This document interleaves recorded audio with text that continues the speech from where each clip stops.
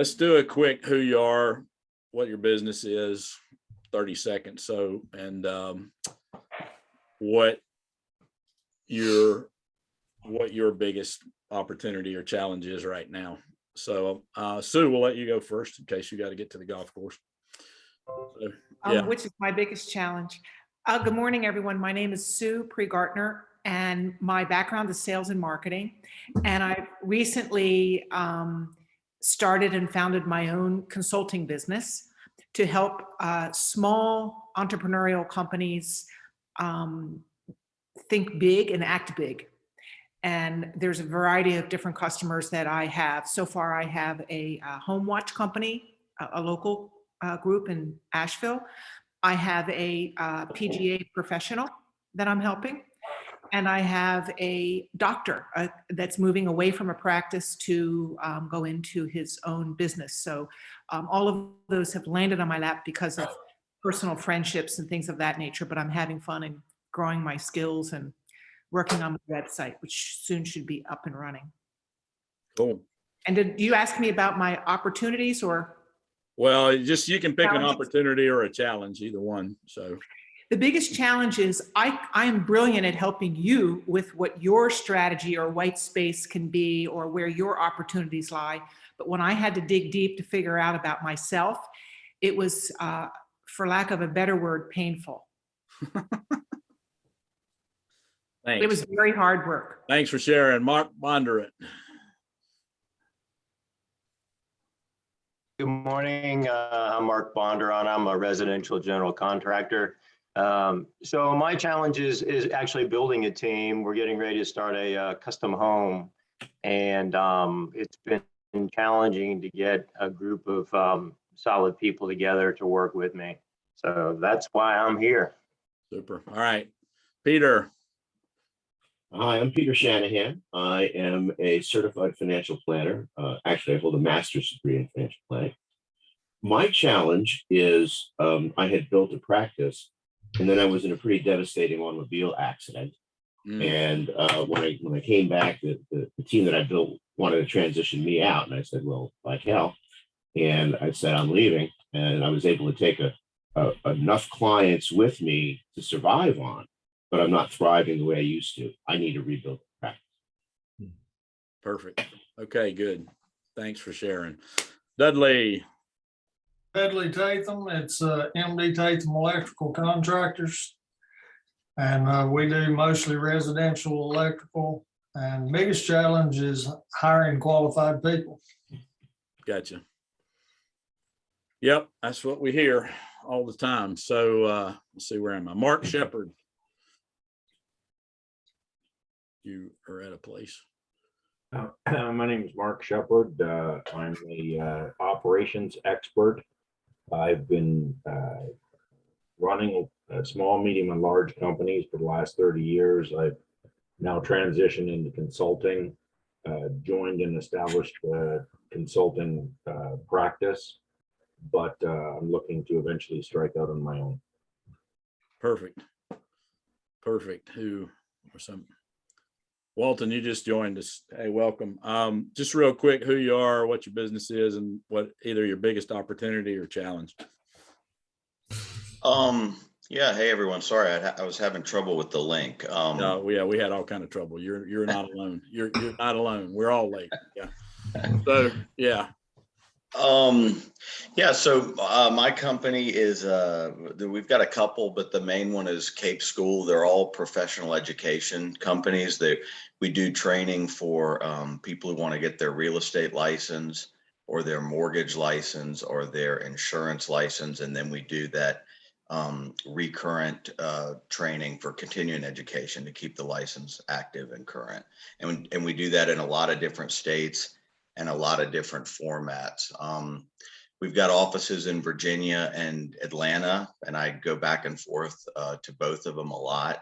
A few years ago, I moved to Asheville, North Carolina, which is kind of in the middle, and that made it a little bit easier.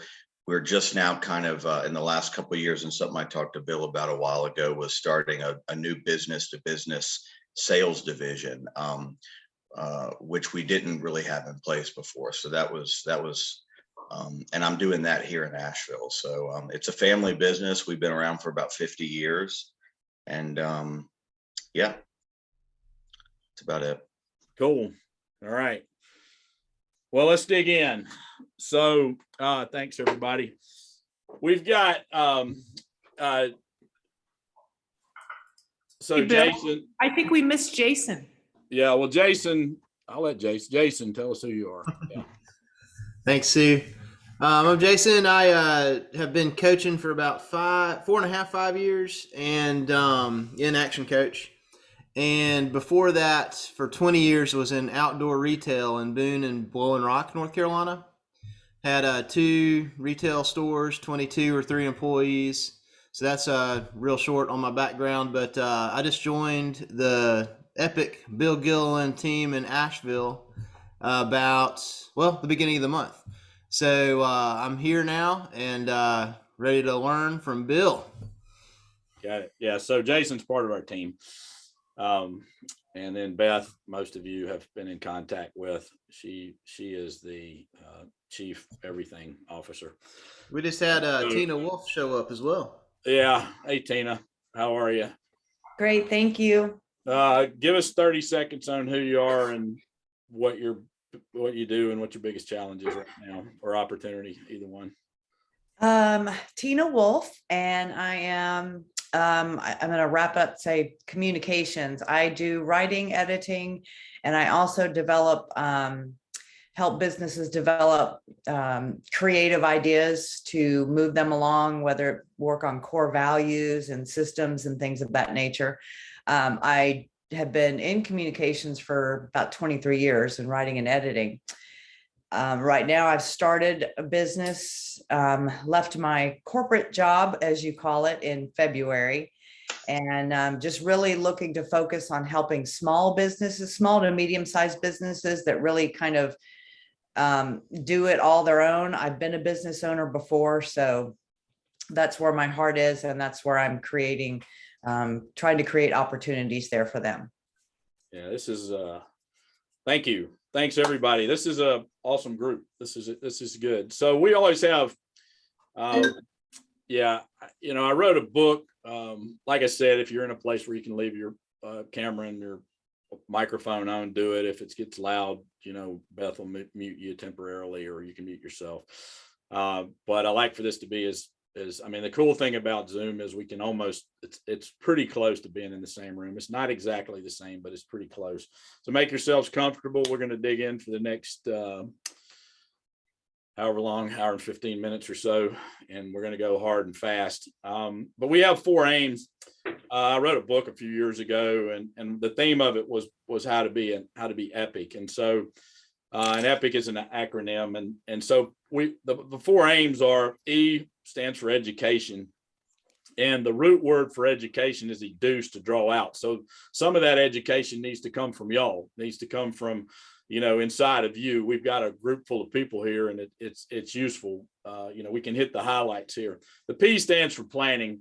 I don't know any successful people who aren't good at planning. Okay, they some of them say they aren't good at it, but most of them are pretty good at some sort of planning, whether it's weekly, daily, monthly, yearly. So I believe to be successful, you got to plan. We're going to help you find some inspiration today. I believe inspiration mostly comes from internally, but you can be inspired by other people or other people's stories or outside things. Essentially, you have to be inspired yourself. And so hopefully we'll leave you with a you know, feeling a little bit better about things and a little bit of clarity, or at least a plan on how to get some more clarity. And then C is, I want you to commit. I mean, I want you to commit. I want people to find one thing that they can implement in the next 48 business hours. So let's say by Monday, end of work day, what is one thing that you can put in place that'll help you in, you know, move your business or move your life or move your team forward at this point. So one of the challenges with something like this is that it has to be general in nature. So who knows what epoxy glue is? Sure. Yeah. What's epoxy glue? What is it? It's 2-part resin. Yeah, it's two pieces, right? It doesn't work. Like if you just have one piece of it and you tried to glue something with it, it wouldn't work, right? It's not sticky enough. It's just a big gooey mess, but it doesn't bond.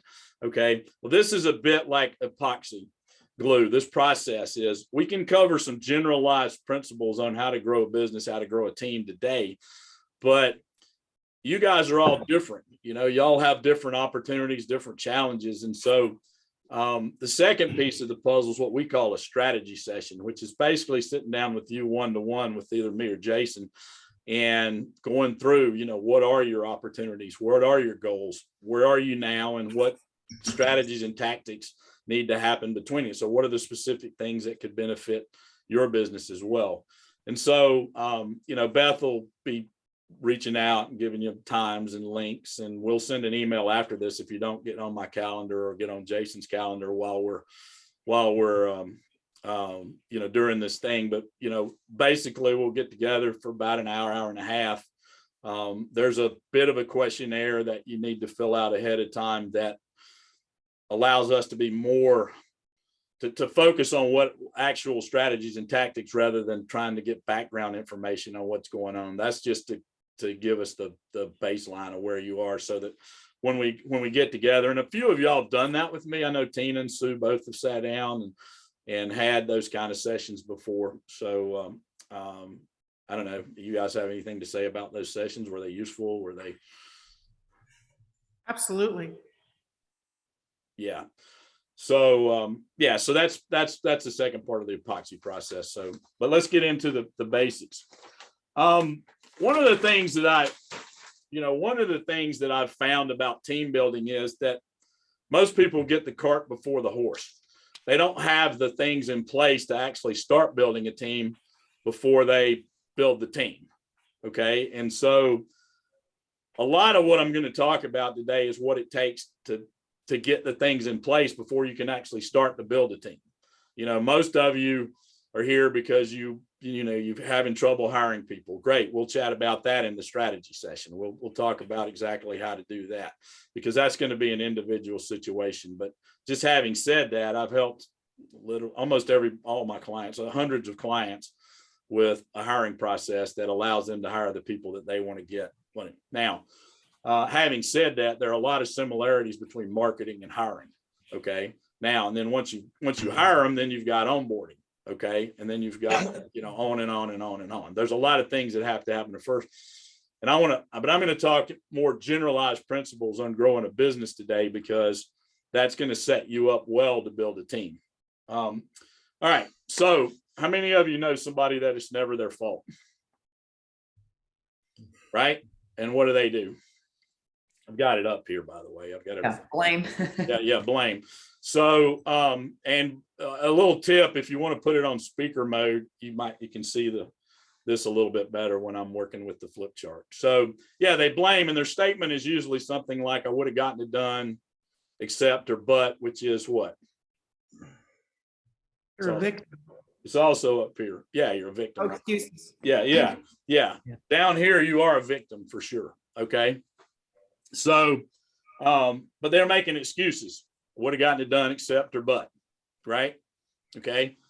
And then some people live in denial, right? I mean, now I want you to understand this is a bit of a hierarchy. People start out in denial. I don't have a problem. I do have a problem, but it's COVID's fault. Get it? Okay. So it's a hierarchy. All right. Now we call this the point of power. Below the point, what happens in blame, excuse, deny? Nothing gets done. Zero. Right. There's nothing going on in blame, excuse, deny. All right. Up here, let's flip it around. Look at these other words. Now, I was trained in a technical field, but I've come to understand the power of words. Who's ever been hurt by words? Right? All of us. Who's ever been built up, made to feel good? Right? Yeah, we are. One of the things, I can make you feel good right now. You're all looking good today. You got the people I can see, right? You just can say it, right? It's just powerful, right? You can do it. It's an interesting. All right, let's take a look at these words. So above the point, below the point, blame, excuse, deny. Above the point, ownership, accountability, responsibility. Okay. All right, ownership. You chunk it down into syllables. What do you have?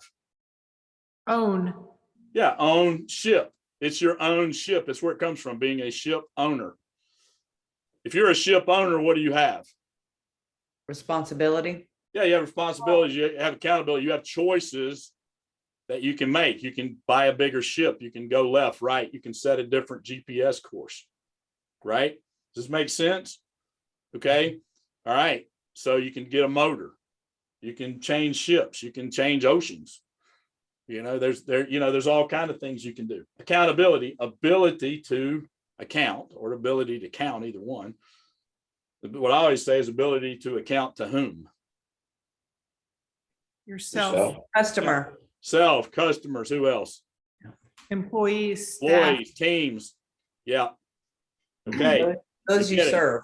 You get it. Everybody goes into business, thinks, whoa, I'm going to be in business. Great. I don't have any accountability, to anybody else. Wrong. Right. I think you have to step up and have more accountability. Responsibility, ability to respond. Are there things outside of our control that happen? Yes or no? Yes. Of course. Of course, there's tons of things that happen outside of our control, but we have the ability to respond. Okay. So down here, we are victim. Up here, we're the victor. Down here, we get, what's another fancy word for excuses? Rationale. Rationale or reasons. Down here, we get reasons. By the way, somebody comes to you and says, the reason I didn't get it done, guess what? Guess what you're getting? You're getting an excuse. It just sounds better. Okay. Just you got to call people on this stuff. All right. Reasons, results. All right. Now, lesson 1 in building a team or having a team is, do they all understand this? Okay. I have clients that have this flip chart on their break room or in their break room if they have a break room. I have, when you have a challenge with an employee, usually where is it? Where are they living? Usually they're living here, they're not here. Does it make sense? Totally. So if you want to, lesson number 2 in team building. Communicate. Yeah, I'll go with that. Lesson number 3, look in the mirror. Okay. All right. Are you living here? Bill, when I first saw that, I thought that OAR was, if you're the victor, you have an or to make your own way. Yep. And then PD was when you're the victim, you might as well be in bed because you're asleep and you're not getting anything done. That's right. Yeah. We say, one of the things is get out of bed and put your oar in the water. Yeah. I mean, that's the way to remember it. Get out of bed and put your oar in the water. So, yeah, if it's so for the next hour or so, is it all right with y'all if we keep it above the point? Yes. That's not okay with anybody. All right. All right. I'm going to go pretty hard and fast here. So we say the only failure is the failure to, I wrote it up here too. There's a lot of other things. There's only failure is the failure to. Only failure is a failure to participate. You give 100%, you get 100%. So what that means is I'm going to ask you to take notes. I'm going to call out, raise your hand, because I know, because you're going to remember this stuff if you do that better. Okay. Some of you, most of you are taking pretty good notes. Taking notes. I don't care if you ever look at them again. If you take notes, you're going to remember it better. If you really want to take it to another level, get some colored markers. I got some around here somewhere, and take them in color. That'll help you remember it even better. So is it all right if I'm going to play full out? Is it all right if we all play full out for the next hour? Yes. Okay. Perfect. All right. So part of team building is understanding where we need to go ourselves and where we need to go as a business. So I'm going to start with entrepreneurs, and this is called the entrepreneur's ladder, or it's called the cash flow ladder. So where you get your cash from is another way to look at it. Okay. So we all start out in life as some kind of a student. Make sense? Now, where's a student get their cash from? Mom and dad. Yeah. Mom and dad, loans, wherever, right? but a student has to pay to learn. Make sense? Student pays to learn. They pay money, they pay to learn. It's a good investment for most people. It's a great investment. And if you don't know something, then you should hire a teacher, a mentor, a coach, and you should pay them to help you learn that. Okay, does it make sense? That's what, that's what you should, or if there's tons of free stuff. I mean, however you got to do it, you got to find a mentor, right? Okay. Now, at some point in business, we become an employee usually. I know there's people who jump straight ahead, but we become an employee. Okay. Now, what's an employee? An employee is someone who gets paid to learn. I want you to think about that. On the entrepreneurial journey or on the business owner's journey, you get paid to learn. It's a very important part of the process to somehow become an employee of somebody. Now, I want you to keep in mind, if you have multiple businesses or multiple divisions you can be at different places on this ladder. You can also be at different places on this ladder physically and different places on it mentally. Does that mean you can be physically an employee and mentally you can be acting like a student or self-employed or whatever you want to do? Now, most people who go into business think that they're an entrepreneur when they're self-employed, which is the next ladder up. Okay. Now, self-employed generally looks like this. It looks like a seesaw. You do the work, sell the work, do the work, sell the work, do the work, sell the work. It's totally okay to be there, but it's a part of where you got to be next. Okay. All right. So at this point, you're still trading time for money. Does that make sense? Okay. Then you step up, you get off the tools, whatever your tools are. You're not doing the work anymore, and you become, or you're working towards that. You're working towards the manager level. Okay. Now, the manager level, you would think now what that looks like is it usually looks like people running around in a circle chasing their own tail, putting out fires that their employees have created for them. And the reason is because there are no systems in the business at this level. So the manager level is where you're working on putting systems into your business. Okay. I have a business I'm in right now that I'm at the manager level. We're putting in systems. Does it make sense? Okay.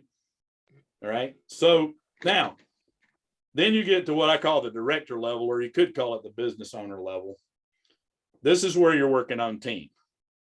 So can you see that you've got all these other levels that you got to get through before you can actually spend a lot of time investing in your team and building out your team? It doesn't mean you don't have team at these levels. You can be self-employed and have 100 people working for you. I know people who are killing themselves out, doing the work in their business with tons of employees. They're at the self-employed level. That was me for sure. Yeah. I mean, we've all been there. Okay. So right here is where we're going. And I'll get to it, but I'll go ahead and tell you. I mean, a definition of a business is a commercial, profitable enterprise that works. Not the owner works, the business works without the owner. Now, that's a path that you may or may, the path is the same whether you want to get all the way there or not. Okay. I mean, if you've got a business that you could be gone for 6 months from and it's still growing, then you're there.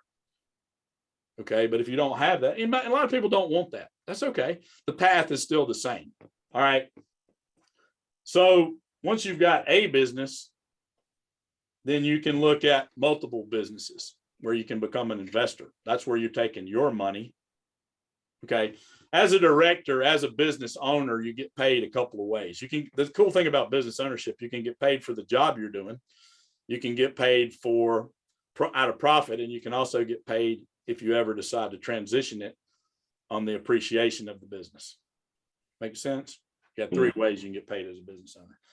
As an investor, you take your money and you invest it in other people's business or real estate or stocks and bonds or whatever. And then the entrepreneur usually uses other people's money. This is where you're multiplying you know, you may be multiplying the same business over and over again, you know, franchising, licensing, those sort of things. Okay. So that is the personal journey of a business owner or an entrepreneur. Where you decide to end up on here is up to you. Okay. Does it make sense? Yes. Can you see how the money work comes from different places? When you're the director, the money really comes from the team. And you're the manager, comes from you're gaining more money by putting in better systems, creating leverage. All right, well, let's flip it over. Well, I got this on here, so let's just put it on there. If you want a copy of my book, you can download it free at giftfrombill.com. Okay. It's about building out team. It's about becoming a coach in your own business. It's about building a team. It's about team building, really, when you get down to it.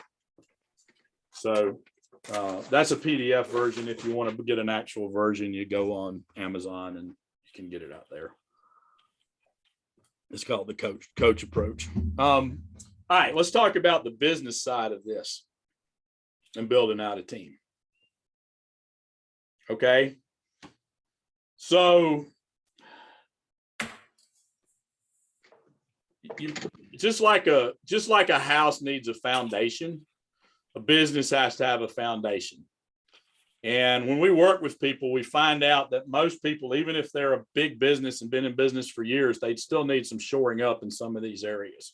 Okay. So the first area is mastery. Okay. I want you to notice where team is. It's fourth.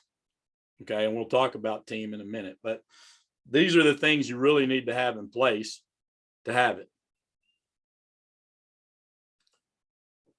Mastery has 4 areas that you've got to get in. One is money mastery. Okay. And mastery is about budgeting and reporting. Okay. And if you've got this worked out, then this is review for you. But, you know, do you get your financial statements, all 3 of them? Do you know that there are 3 of them? And do you get them all every month? You know, within 5 to 10 days of the end of the month, so you can do some actual decision making around them. Do you have metrics in your business? Okay. Do you know, by the way, if you don't have metrics in your business, how are you going to measure how the team is going to do once you have a team do it? Okay. All right. Do you have, we call them KPIs, or some people call them OKRs. There's a lot of things that you can have. There's a lot of whatever you call them, but they're metrics. All right. Do you have a budget? Do you have a cash flow forecast? Not in addition to the cash flow statement. Are these things in place so that you can, do you have testing and measuring mastery? You know, when you test something, you know, do you know if it's working or not? Like if you hire a person, do you have a way to measure whether they're actually working or not? By the way, if you're an independent person and you don't want to have a bunch of people working for you, that's okay. You still have a team, right? You still have outside contractors. You still have, you know, accountants, lawyers, coaches, people like that. You still have a team. All right. So money mastery, that's one area of mastery. Destination mastery.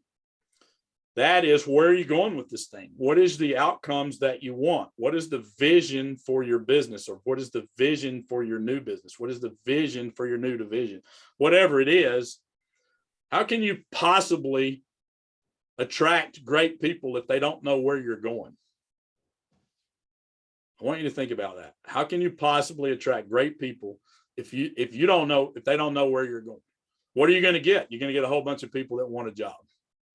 And they just want to, they just want to get paid. You're not going to get anybody who's buying into what you're doing here. It's just not going to happen. Make sense? So if you don't have a clear written vision, mission, culture, we have people all the time that say to us, well, if I can be part of that, I'm in. And that's just because they heard whatever the culture is that we have in place. And the culture is one they miss a lot of times. Statement. This is stuff that I believe you have to have at least some idea of when you're talking to a prospect for a prospective team member. Elsewise, why would they ever come? Does that make sense? Okay. So if you don't have that, do that. You know, decide what it is you're wanting people to bring it to. All right.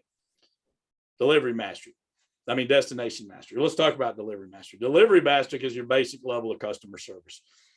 Are you providing what you said you were going to provide and doing it? Most of you are going to do that very well yourselves.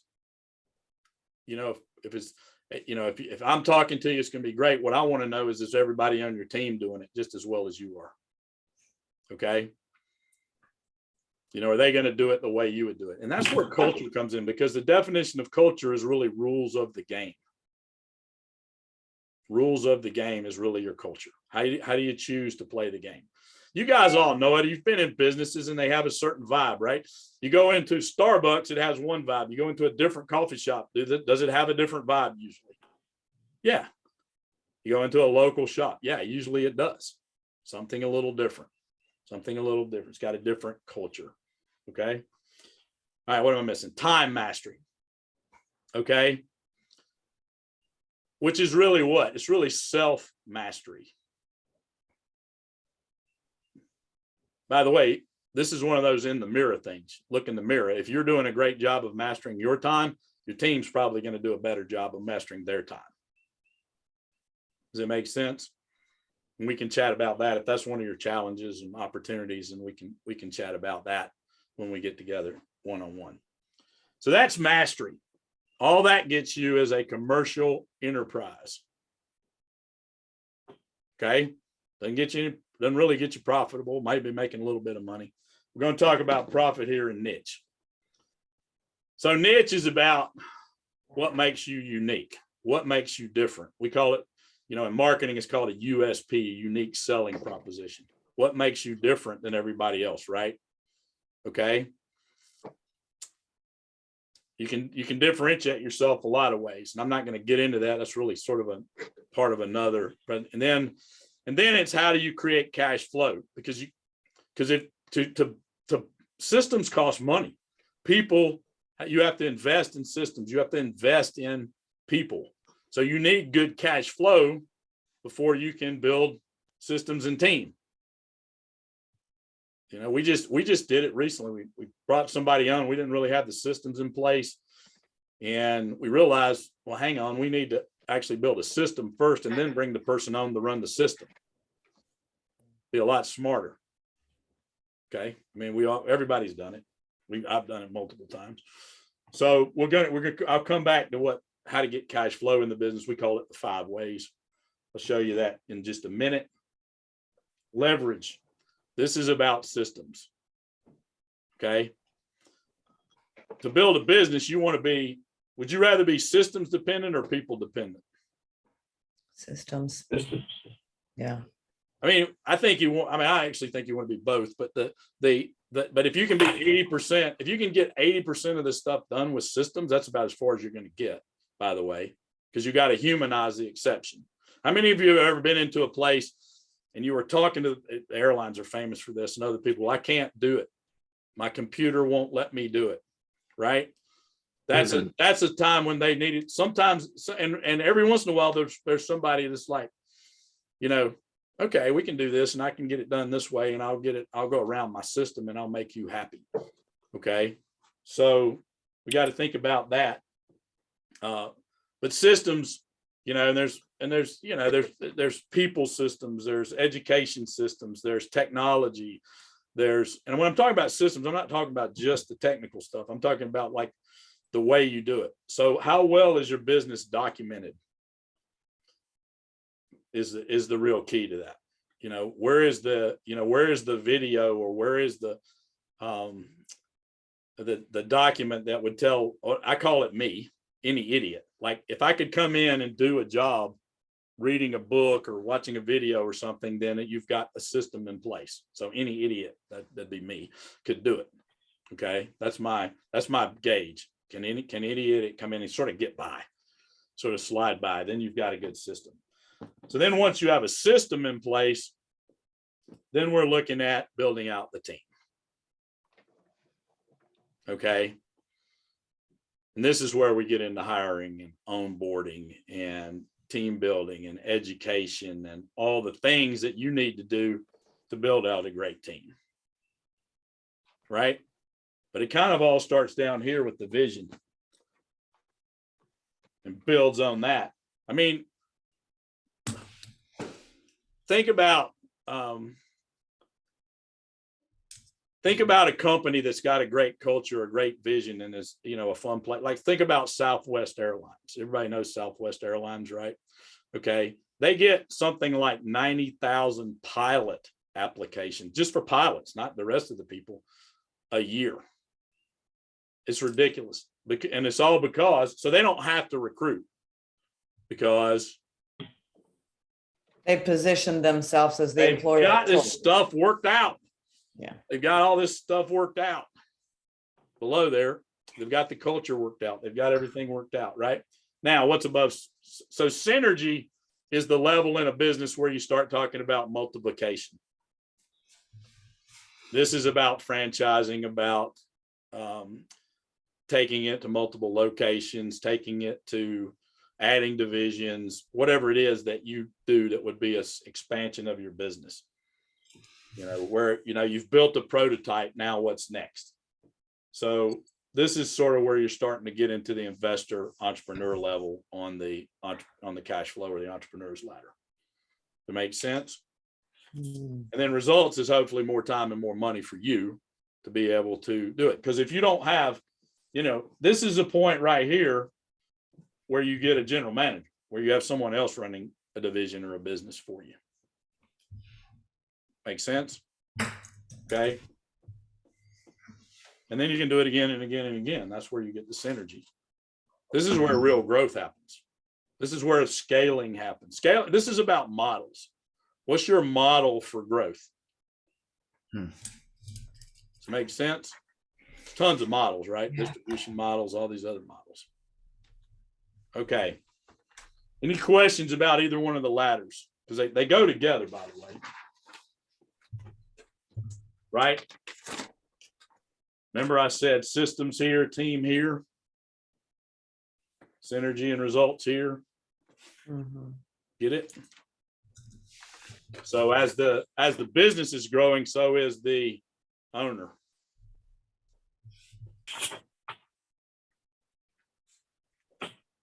All right.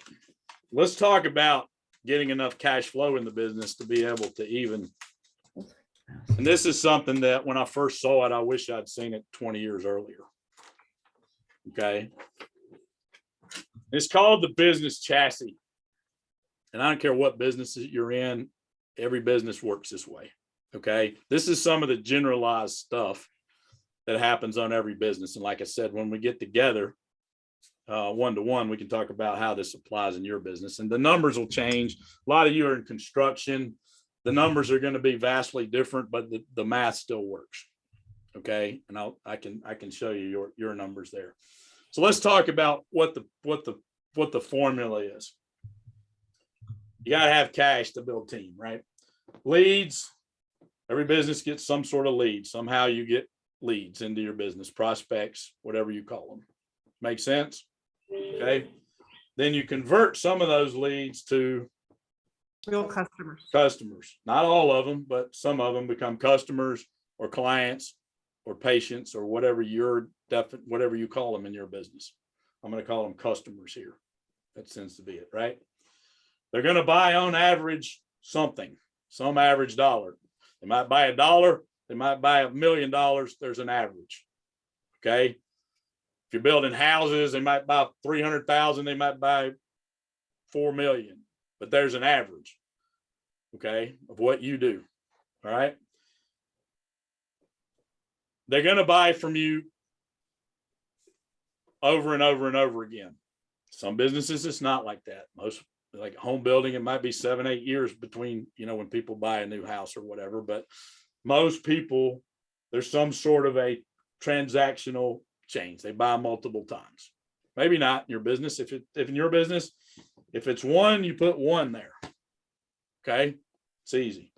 When you multiply your customers times your average dollar times your number of transactions, you're going to get your revenues or your sales.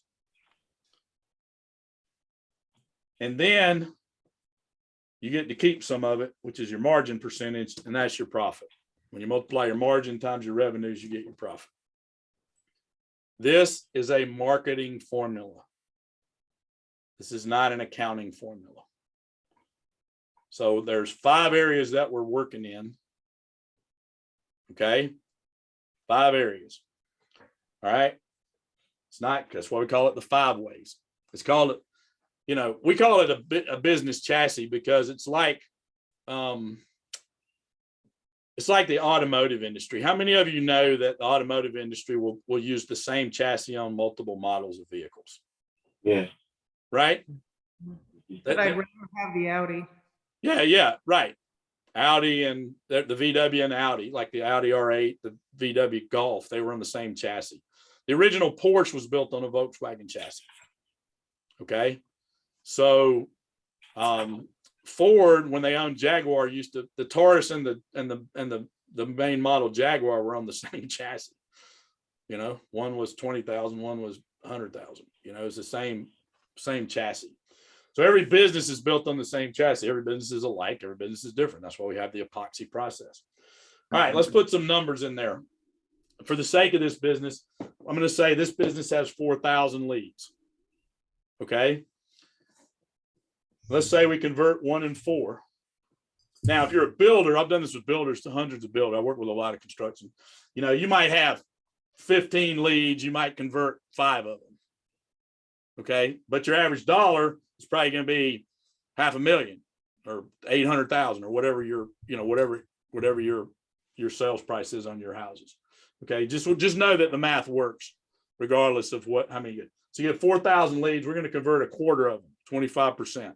We're going to have 1,000 customers. Let's say they're going to have average $100. Okay. If it averaged 200, then it would be double. Does it make sense? Okay. All right. And they're going to buy on average twice. That gives us a $200,000 revenue. We keep 25%. We make 50,000. Does that make sense? If you make 100, all you got to do is change that average ticket to 200. $200. That would change it all, right? That'd double it. Make sense? So just go with it. Now we're going to work on improving in 5 areas. Does that make sense? Yes. Okay. All right. How would we get more leads in the business? And we're going to look at 10%. We're just looking for 10%. I'm not looking for 100%. We've done that plenty of times. We're looking for 10% improvement. How would you get more leads into a business? Any business. You guys are Or advertising. You could advertise, referrals, you know, networking. You know, Sue said she's gotten 3 clients by personal people that she's just met or knows. You know, that, you know, there's all kind of ways to get leads in there. You know, we've got email marketing. We've got, you guys all got here because, you know, we reached out somehow, probably on LinkedIn or through our, you know, you're on a database and you get emails from us. However you got here, you got here through marketing. Does that make sense? Okay. Mm-hmm. All right. So we're just going to get this up to 4,400 in a year. I mean, we're only talking about, you know, a couple more, 4 more a week, something like that. 4,400 makes sense. We're just going to, it's pretty easy to get. Who believes that it's possible to get 400 more leads if we've already got 4,000? It's pretty simple, right? Yes. Okay. We actually worked on it. Okay.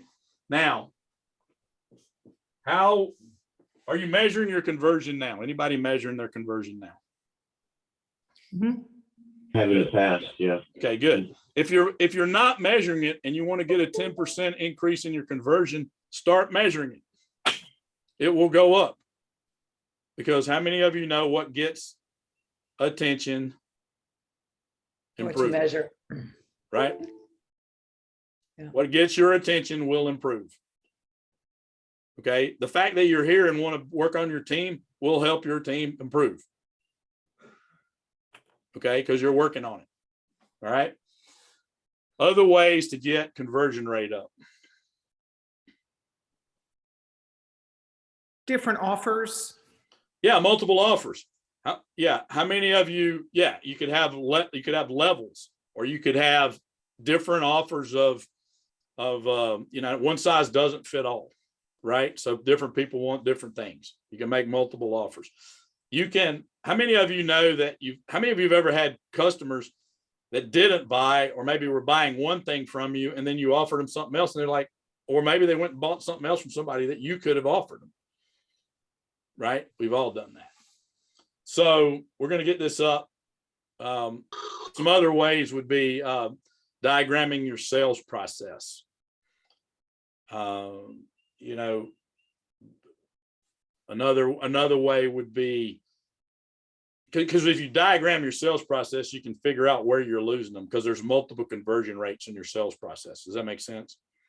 Mhm. There's a conversion from attention to interest, and there's a conversion from interest to desire, and a desire to becoming a prospect to buyer. There's a bunch of conversions in there. Okay. But let's say we can get that up 10%, not 35%, but 10% improvement, 27.5%. So somebody get a calculator and help me out here. What's 4,400 times 0.275?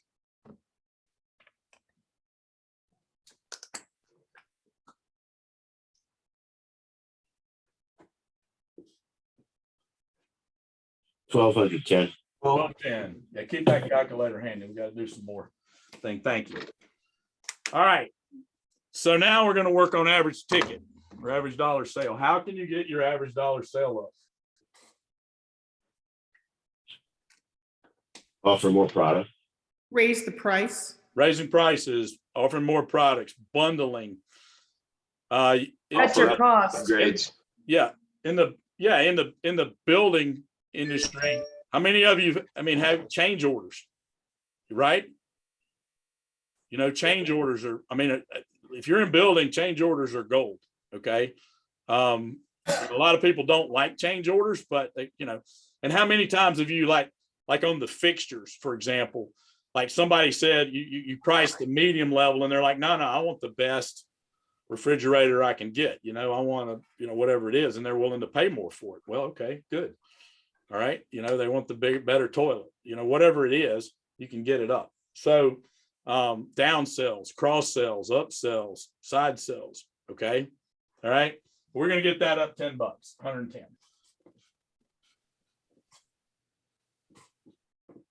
Pretty simple to do. All right. Now, how are we going to get them back a little more often? Maybe it's not possible in your business on a yearly basis, but what are some ways to get people back a little more often? Offers for repeat customers. Yeah, you can offer. Yeah, multiple offers works here great too. Yeah. Right. Okay, you bought this. If you're in a business where coupons work, like for a restaurant business or something like that, thanks for coming in. Here's a free drink next time you're in. I think following up, like if they bought something from you, following up, it's like, hey, I noticed that you bought this. We just got this new product in. It goes well with what you bought last year or what you bought last month or something. This is a great. Yeah. So that, I guess that journey path. Biggest opportunity missed for most of us is follow-up. Mm-hmm. Everywhere. Follow up on leads, follow up on people, follow up on offers. A great keep in touch program is out there. By the way, if you follow up, if there's zero chance that they're going to buy anything from you again, is following up still a good idea? Mm-hmm. Yeah. The answer is yes, because are they capable of giving you referrals? Mm-hmm. Yeah. Should they be part of your raving fans group? Yes, they should. Okay. So we'll talk about 2.2. By the way, all these things that I'm talking about that seem like they're about marketing, guess what they're also about? Business building. Hiring. Okay. They're all about hiring. We're in a war right now for talent. And if you're not marketing for talent, if you're not looking at hiring as a marketing exercise, then you're going to lose the battle. Okay. One of the things, Bill, that's a good idea for home builders, you say that they build a home and then it's kind of like a once and done. If they keep in contact with their customers and they go out and give the customer a problem that they can satisfy, like now's the time to change your filters. Now's the time to clean all your gutters. They give the customer a problem that they can fix. So they communicate that in a newsletter. It's just great follow-up. So it keeps them in the top of mind always for that. Absolutely. Absolutely. It's all good stuff. I don't think you can quit. I think you always need to be marketing, always marketing, always marketing. All right. And in my business, I do fee-based money management. Yep. And there's two things I can do there. I can enlarge the case size. I can work with a higher net worth client. Yep. Or I can change my fee structure. Go from Absolutely 1% to 110 basis points. Yep. Yeah. Absolutely.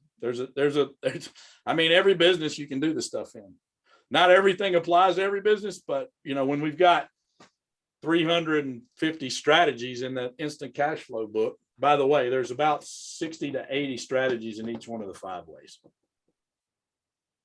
depending on which one it is. Just so, I mean, there's not all of them will apply to your business.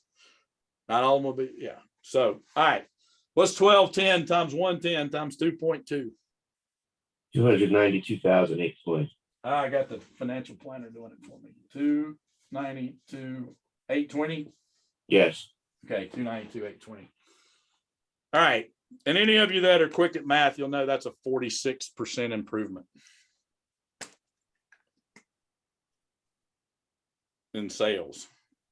That's just by getting 10% in every year. Now we've gotten 100%. I mean, I had a client, my second ever client was a guy named Ray. And Ray was in the furniture repair business. And his average ticket was $383. Okay. And we did 2 things. Number one, he was getting a lot of tire kickers. And so we started charging $150 for somebody to go out and look at a piece of furniture. So it eliminated anyone who wasn't serious about repairing the furniture. Okay. So we did that. So once we got people out that were serious, then all we did was have the salesperson walk around and look at all the furniture in the house and say, we can fix that scratch on that thing as well as grandma's dining room table. His average ticket went to over $700. We had 188% improvement on 2 strategies. Just giving you some ideas on what can happen in your business with a few strategies that work. You don't need all of them. You just need a few that work. All right. We've already got our margins up, by the way, you guys that are in math, if you understand that we raised our prices, but assuming our cost didn't go up, they might have. Well, what are some other ways that we can improve margins? Look at all your costs. Yeah, you can take a hard look at your costs. I think a lot of people did that when COVID first hit. I know I did it personally. I looked at how many of you have these things that are like recurring subscriptions. They just hit your thing, right? I looked at all of those. It was like $1,000 a month. I mean, a year. It was more than, well, it's probably 2,000 a year. I cut out about half of them that I didn't really want or need, just dumb stuff like that. It happens in business too, right? You can look at it. You can look at your expenses. You can look at it. All right. Other ways. Vendor contracts, renegotiate credit. Absolutely. Lines, Absolutely. Supplier negotiations. We had I worked with the builders building about 50 houses a year. And he had 2 main lumber companies. And we went to the one he wanted to do was doing the most business with. And we said, hey, we're going to build this many houses this year. What kind of deal can you give us on lumber? And the discount added up to over $100,000 in a year. Mm-hmm. So we made 100,000 more in 1 year just by Having a conversation. Essentially having a conversation to get a better deal. We said, look, we won't be able to buy everything from you, but we'll buy most of our stuff from you. This is about how much we'll buy from you. They're like, yeah, we can give you this level. 100 grand right in his pocket. It's pretty cool. It's pretty cool. Anyway, all right. So there's another 50 or 60 strategies to look at. Here, we're going to get that to 27.5%, which gives us what?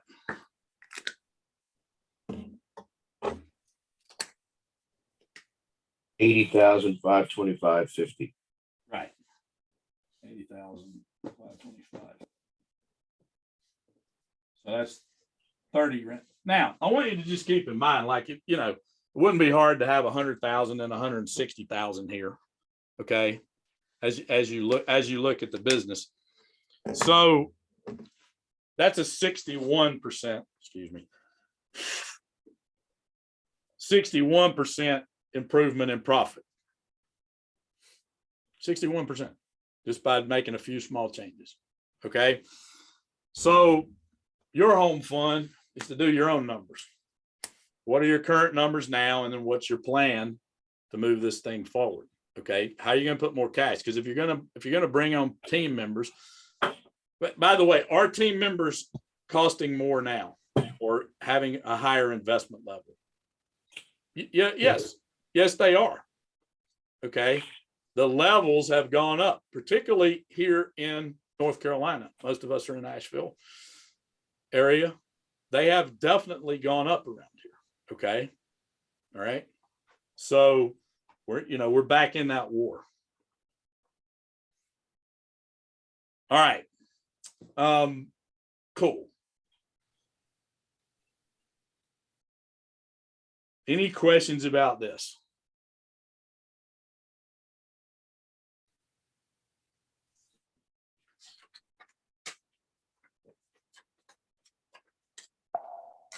All right, so let's just take a sec. What's been your top 3 learnings or BFOs? We call them BFOs, blinding flashes of the obvious, that you've gotten so far? For me, one is when I have a clear vision and I need to draw employees by sharing that vision and how they can take part and what the payoff is for them. Right. Whether it's learning new skills or whatever. Yep. Yeah, write them down. Go ahead and write them down, then we'll share. Write down a couple of 3 each. I'll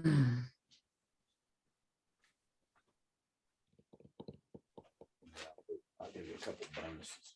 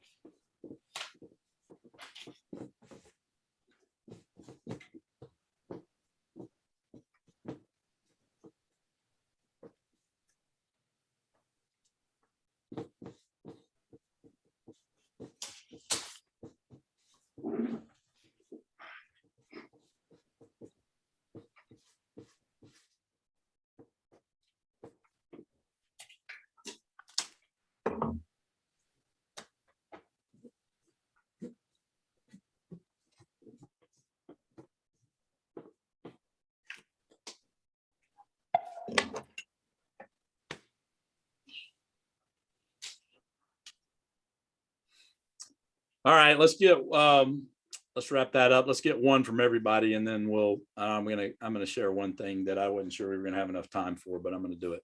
So we got it. So we're gonna do it. So Mark, you already said having a clear vision was good. Peter, what do you got? I've been working on the goals. I have some pretty definite goals.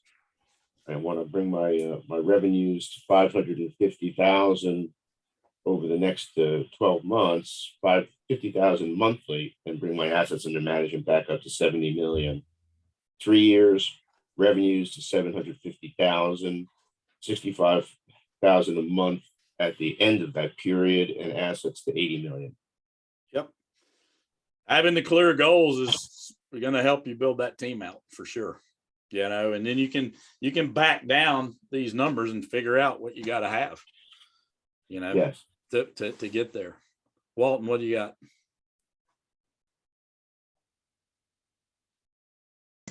Sorry, I've got some background noise, so I've been on mute.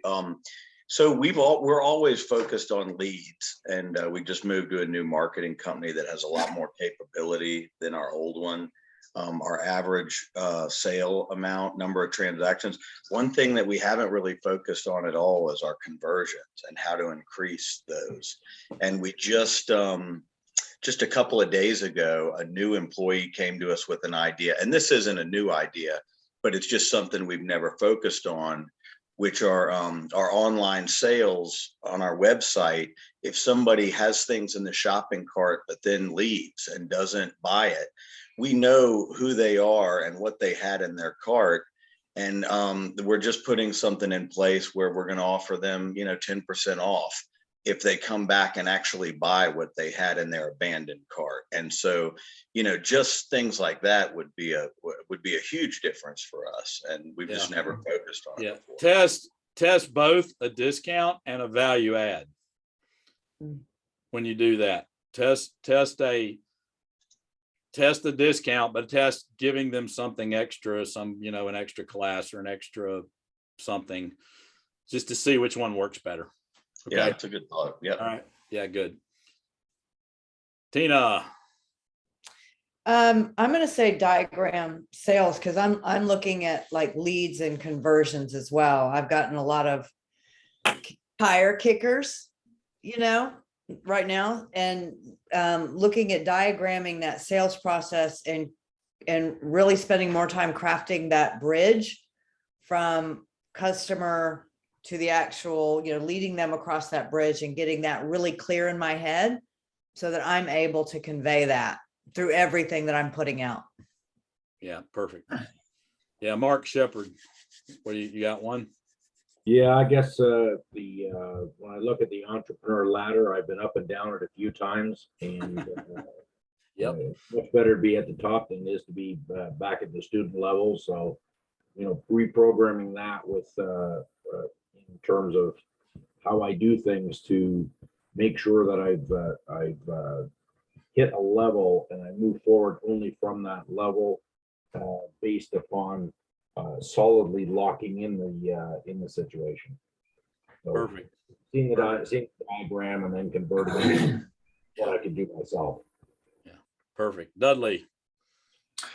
Well, I think the two things that hit me the most is sharing the mission and follow-up that I can be much better at. Perfect. Perfect. I like it. Sue. Mine is definitely planning, focus. Right. Yeah. I mean, what you focus on happens. I'm going to go over something called the 6 keys to a winning team. I wasn't sure we were going to have time for it, but I'm going to go over it because I think we do. And once again, it's pretty general, but we can talk about how to do it. So the first key to a winning team is strong leadership. And once we get to working on team and culture and that sort of thing, the leader's got to, you got to look in the mirror. You got to be a leader. If you're not working on yourself as a leader, there are a gazillion leadership books. There's a gazillion books on management there. It's something, you have peer groups that you could be in. If you're not working on that, then you're likely going to miss the boat right away, because people are attracted to a leader, right?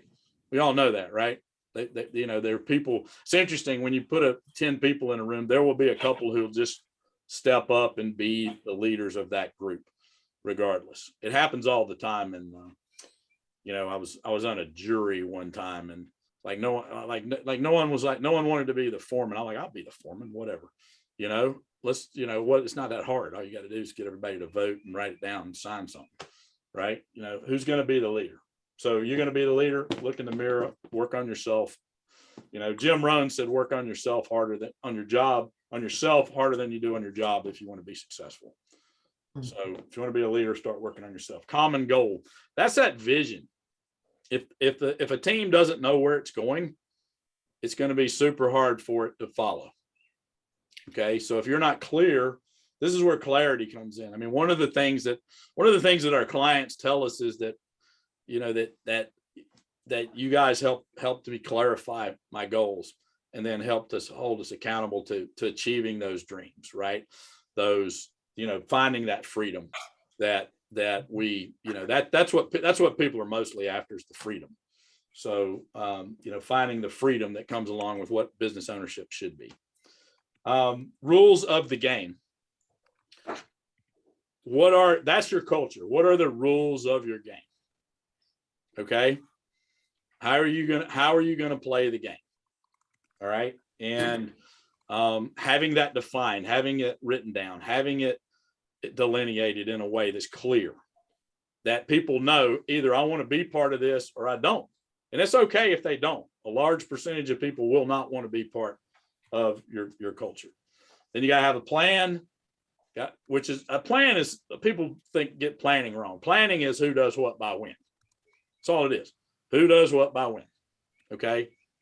One of my mentors told me, he said, Bill, most people suck at planning, but they're pretty good at calendaring. A calendar is a good plan if you do it right. Okay. Risk taking. I'm not talking about bungee jumping here, but you gotta let people, I call it crawl before you walk before you run. You got to give people decision making on a lower level and see how they do. And then teach them what they did right, what they did wrong, help them become better decision makers along the way. You got it, but it takes a little bit of if you don't allow people to make some decisions and take some risks, then you're going to end up doing all the decisions. And that's not scalable. Right? It's just not. 100% involvement and inclusion. I know it's a little hard to read, and apologies because I whipped it up there pretty fast, but 100% involvement and inclusion. Now, it's your job as the leader to include everybody, but it's their job as the team to be involved. How many of you ever have seen a sporting event, a team event, where one of the players was a dingbat and didn't show up mentally, right? And the team usually lost because they weren't involved. Make sense? So that's a super quick overview. Bill, how do you relate all of those things if you're a one-man band or a one-woman band? Well, you're not. That's the first way to relate it. You're not. You can't do this stuff by yourself. You're a you have team members, they're just not employees. Okay, your clients are part of your team. Your accountant is part of your team. Whoever you come in contact, your referral partners are part of your team. Whoever it is part of your team. So if you're a strong leader, you're going to attract people. If you're clear on where you want to go, you're going to attract clients. If you have certain rules of how, look, I mean, I do it with builders all the time. They have, a lot of people have subs, subcontractors. Well, subcontractors are employees. They're just independent. They're independent. But so what are your rules? I call it a working with document. Here's how we're going to work together. You're going to do this, this, and this. I'm going to pay you this, this, and this. And here's when I'm going to do it. And, I've worked with a number of contractors who've had their subs were running them crazy. And I'm like, why? Just set the rules. You want to work with me? This is how we're going to work. And it works great. And even in the busyness that we have now, the best subs want to work that way anyway. It's a win-win. You can have a plan. You can, the risk-taking part doesn't be, and you involve your subs, you involve your outside people. Have a strategic partners meeting. Yeah. All right. Super cool. We're going to wrap it up a little bit early here. So the strategy session is talking about you and your specific situation and where you want to take it. Okay. Where do you want to go? Where are you now? What are the strategies and tactics that need to happen between and helping you get there? out of that, then we decide, you know, where the best fit for you is within our community. We have a group program called Profit Club, and we have one-to-one coaching. And that's sort of the options that we have. There's some other things, but we work it out. It makes sense. So if there is a fit, then great. We you know, that's what happens out of the strategy session. And if there's not, we'll still be friends and life's good and we keep moving on and it's all good. So that's all there is to it. Any questions, comments, thoughts? Get signed up for your strategy session if you hadn't done it. Any questions? No, thanks, Bill. I've signed up, got to get, appreciate it. Everybody have a good one. Have a great weekend. Enjoy it. Looks like the weather's going to be nice. Sue, I hope you hit them well. You too. Keep your head down. All right. Yeah, Thanks, Bill. Feel better. I will. No, I'm good. Yeah, well, we're going to play Saturday, so it's all good. It's Yeah. going to be nice. Yeah. Okay. Thanks, guys. All right. We'll see. All right, thank Yeah. you. Thanks, everybody. All right. Have a good one. Thank you. Thanks, Dudley. Hi, Mark. You're back. We just wrapped it up. We've got a couple of openings for strategy sessions left. If there's one that you can do, did you see the times that I put out?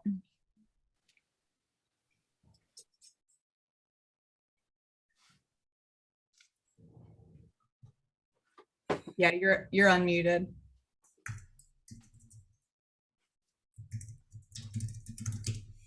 Well, I can just be in touch, Mark. Seems like maybe we're having some technical difficulties. The theme of the morning. Yeah.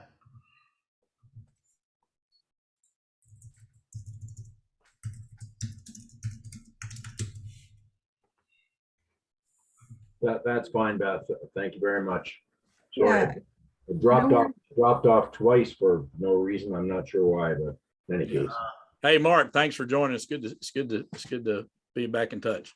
Yep. Yeah, it's good to see you as well. All right. I'll talk to you later. See you. Okay. All Thank right. you very much. See you, Mark. Bye. Let's see. He's gone. Okay. There we go. All right. Nothing like starting the day with a little heart pounding crisis. I think it works better. I know you love it. I know you love it when that happens.